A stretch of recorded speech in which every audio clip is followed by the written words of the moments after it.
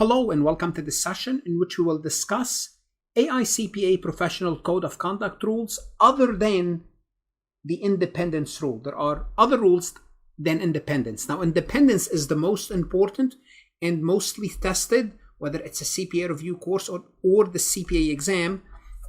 Slow down, man.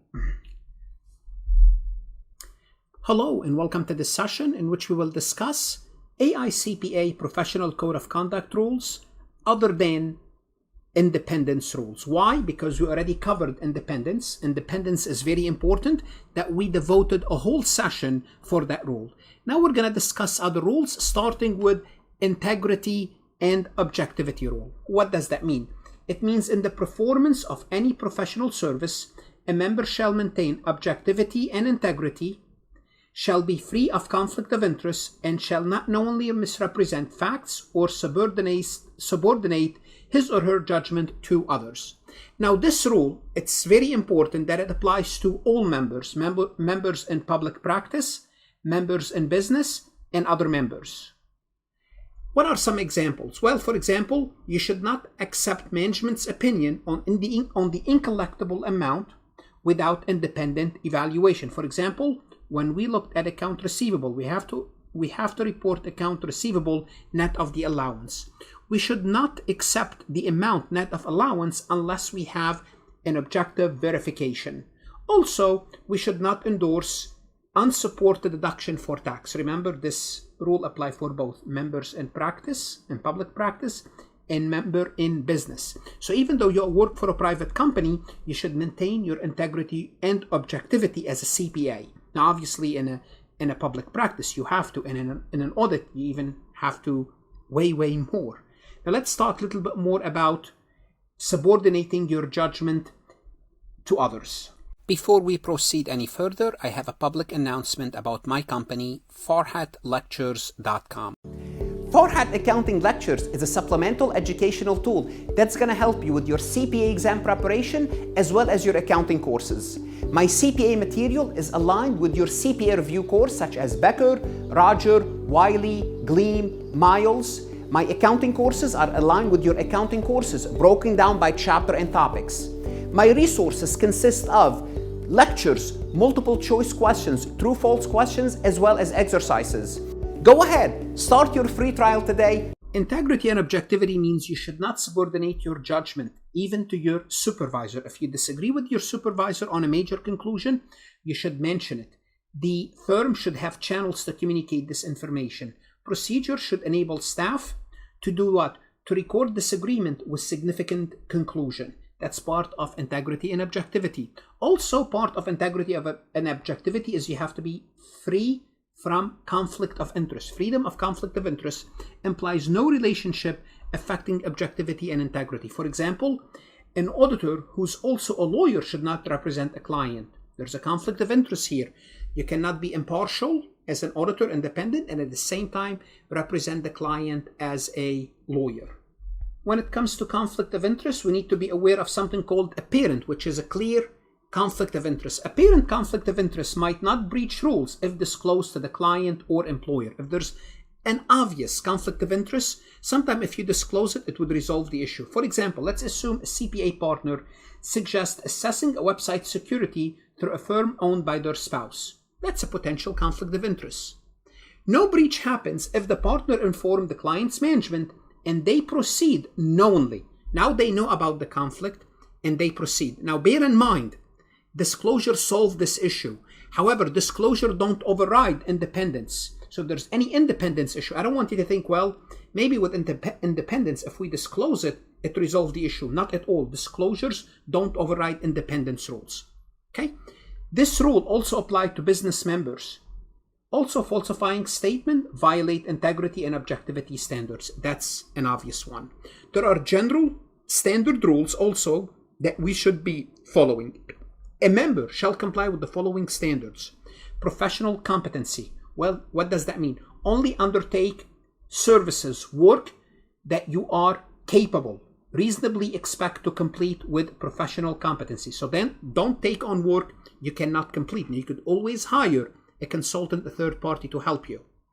Do professional care. When you complete your work, Well, exercise due professional care. It means what? Don't be negligent. Plan and supervise. Adequately plan and supervise the work. Make sure you properly supervise and train new staff so they can perform their work properly. Sufficient appropriate data. When you're making a conclusion, make sure you obtain enough data to be based for a reason, to be used as a reasonable basis for a conclusion or a recommendation. So don't make an opinion based on your gut. Make sure you have enough data to back up your opinion. Compliance with standard rules. Who should be in compliance? Well, a member who perform audit, review, compilation, management, consulting, tax, or other professional services. Accounting principles rules. A member shall not do what? Express an opinion that the financial statements are presented in conformity with some standard, GAAP, or state that he or she is not aware of any material modification that should be made if such statements do contain any departure from the accounting principle. So don't issue an opinion if there's a departure. Now, can you issue an opinion if sometimes there's a departure? Yes. However, if the statements or data contain a departure and the member can demonstrate that due to unusual circumstances, the financial statement would otherwise have been misleading, well, that's fine. Then what you have to do, you have to disclose it. The reason why the compliance with the principle would not result in a misleading misstatement. So you have to disclose it if that's the case. Confidentiality is another rule that we need to be aware of. Practitioners, CPAs, must refrain from revealing confidential client information in any engagement without the client explicit consent. Now bear in mind, there's no accountant-client confidentiality. In other words, like a lawyer's client confidentiality. It's not protected by law. Simply put, you're not supposed to disclose any information without the client consent. Now there are 4 exceptions you need to be aware of, and here are the 4 exceptions. Obligation related to technical standards, subpoena or summons and compliance with laws and regulation, peer review, and response to ethics division. Let's take a look at each one separately. Obligation related to technical standards, 1 of 4. What does that mean? It means after you issue the financial statement and you issue the unmodified or clean opinion, you found a misstatement. Well, now what you have to do, you have to go back, and it's your obligation to let the client know that they need to fix it. And if they don't fix it, you're supposed to make this information public, because the report is in the hands of the public. So if there's a material misstatement, need to be disclosed. Now, in such cases, the company would always correct it. And it's important to note that this conflict is rare. Also, if you were subpoenaed or summoned by law, so you are required to reveal the information. Privileged information, legally speaking, is immune to being compelled in legal proceeding, including subpoena. But that's legally speaking. Always you have to differentiate. And what I have on the screen is Saul from Better Call Saul. If you haven't watched the show, you should. So basically, there is a confidentiality between lawyer and client, but not accountant and the client. So if you are subpoenaed or summoned, you have to do what? You have to disclose the information. So conversation between clients and attorneys or patient and physicians, those are legally protected. Okay? However, information obtained by CPAs from client is not privileged. That's not privileged information. Okay? So except when the CPA is required to adhere to certain laws and regulations, there's an exception. 3 of 4, peer review. What is a peer review? Is when one firm review the paperwork of the other firm. The peer review. A CPA or a CPA firm evaluate another firm quality control by reviewing their files. Here you have to give them the files, especially if the review is authorized by the AICPA, the State Society, or the State Board of Accountancy. Client consent is not necessary. So you can give your paperwork to another CPA or another CPA firm to review for quality assurance purposes. They have access to this information. Now bear in mind, the other firm, they also have to keep this information confidential, because demanding individual client permission would hinder reviewer and create unnecessary time constraint, because now the client's going to ask why. You have to explain to him it's a peer review. They might be reluctant. They might have to talk to their lawyer, so on and so forth. So that's allowed. Now again, the peer reviewer must maintain confidentiality as well and refrain from using this information for unrelated purpose. other than doing the peer review. It's also important to mention that access to files for the PCAOB inspection is also permitted to fulfill Sarbanes-Oxley Act obligation. Also, PCAOB can access the client information. Also, you have to reveal the information in response to ethics division. This is obvious, but we have to explain it. When practitioner faces accusation of insufficient technical performance by the AICPA ethics division. So basically someone complains, the AICPA ethics division asks for an investigation. There's a trial board. Because you're not doing your job, you cannot say, well, I cannot reveal this information because it's confidential. Therefore, this exception prevents CPA firms from invoking confidentiality to withhold access to audit document when requested. Likewise, if a CPA firm witnessed subpar audit records in another firm, they cannot use confidentiality as justification to avoid reporting. Also, if you are doing a review and you find an error, well, you cannot say it's confidential. I cannot disclose it. Okay? If you're looking at subpar audit records, you cannot use confidentiality as a justification. You have to mention it. Another rule is contingent fee rules. What's contingent fee? It's basically, can you sell your opinion based on contingent fee? Basically, well, if you pay me $100,000, I would give you unqualified opinion. $75,000, I'll give you a qualified opinion. You can do that. You cannot sell your opinion. You cannot be paid based on the outcome. In public practice, a member shall not charge or receive contingent fee, contingent upon some outcome. Services like audit, reviews, compilation, where third parties might use financial information. Also, conducting contingent fee-based services for preparing original or amended tax return or refund claims for any clients. You cannot charge them based on a contingent fee. What's the purpose for these rules? It's to prevent members from using contingent fee structure in certain services to ensure their independence and objectivity. This way, they're not under financial pressure. Because if you promise someone a certain outcome and you're going to be paid based on that outcome, you might twist the rules. You might be pressured to twist the rules to get to that outcome. This way, no contingent fees. You cannot use contingent fees to provide those services. Are contingent fees prohibited altogether? Not at all. They are accepted in certain circumstances. If you are helping a client in a tax matter, and it's a tax matter, it's a dispute between the client and the IRS, then you can use contingent fees. Basically, you'll get paid based on the outcome because now you are advocating for the client.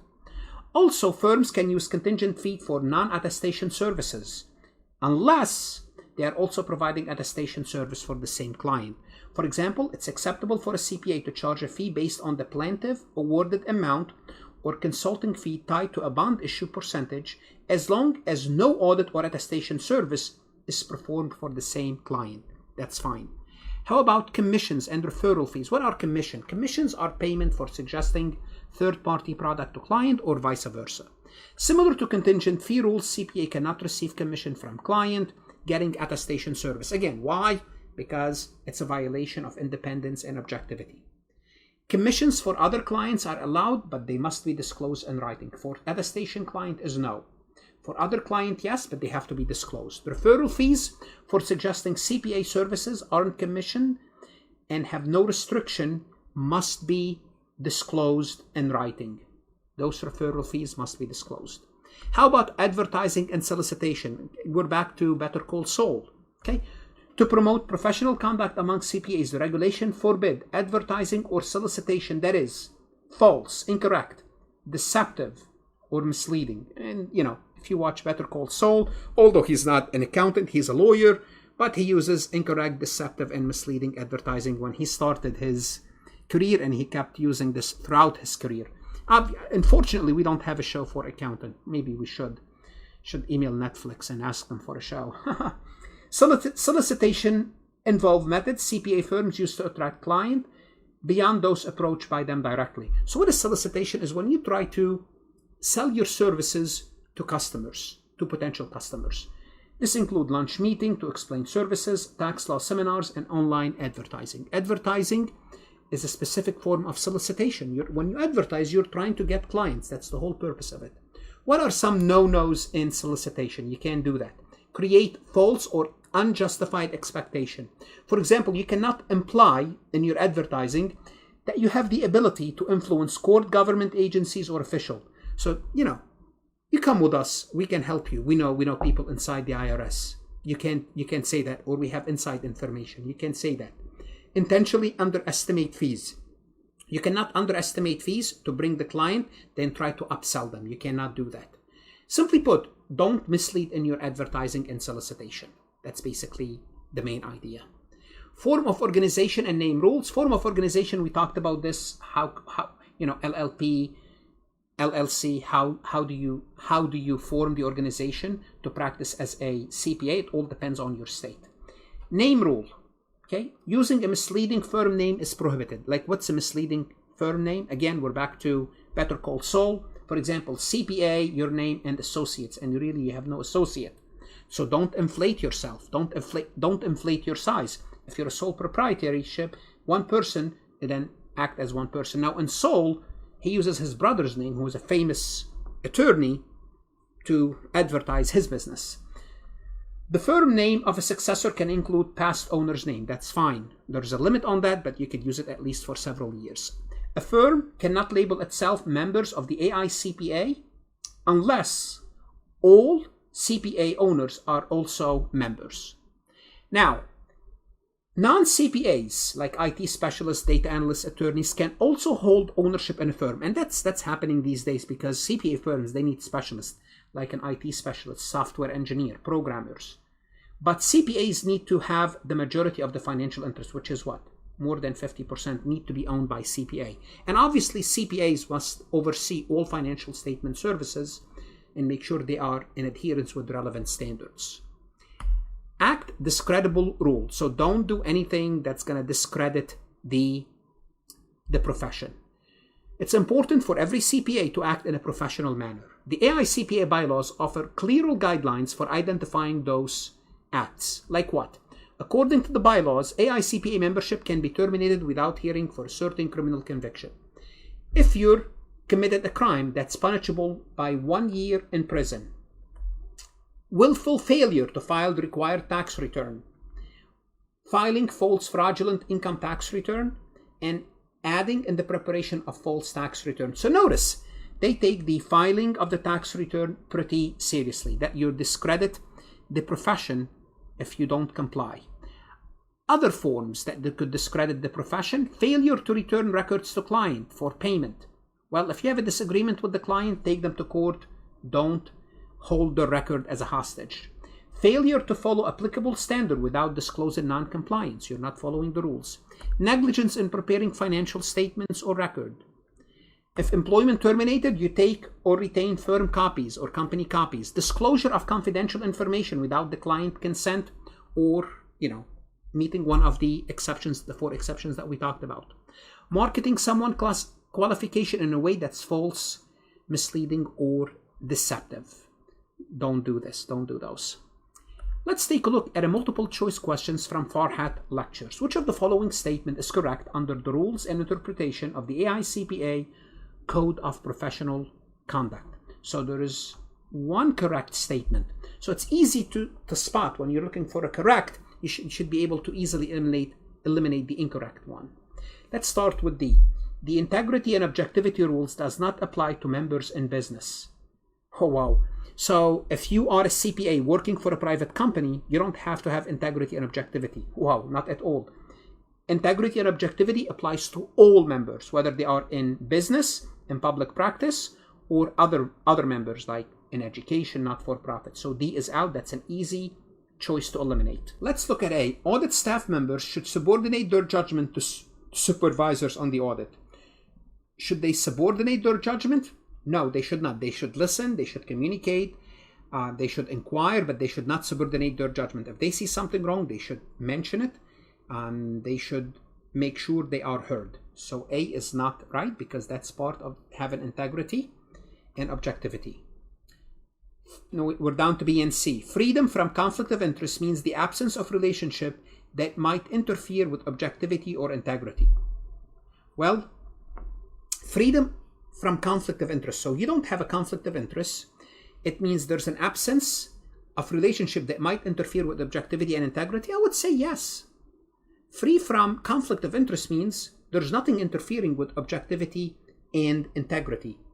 That sounds like a good answer, but you don't want to do that. You want to take a look at the last option to make sure it is correct. Okay, so we're going to keep this for now. Keep this. We're going to keep C for now, and we're going to keep B. Let me see. We're going to keep B, and we're going to look at C. C, it reads, conflict of interest do not represent a violation of the rules of conduct unless they are apparent. Well, now, all conflict of interest is a violation of the rules. All conflict of interest. However, apparent conflict of interest, if it's apparent, means so obvious, okay, it can override the conflict of interest if disclosed. Although, because it's so apparent, just disclose it, and as long as the other party sees it, knows aware of it, then that's fine. So C is incorrect. Conflict of interest do not represent a violation. Yes, it does represent a violation unless they are apparent. No, whether they are apparent or not, they will need to be disclosed. So all conflict of interest represent a violation. However, apparent ones may not be in violation if information is disclosed to the member's client or employer. So C is out, and B is a good definition for free from conflict of interest. What should you do now? Go to Farhat Lectures, look at additional MCQs. That's going to help you understand this topic better. Good luck, study hard, and of course, stay safe.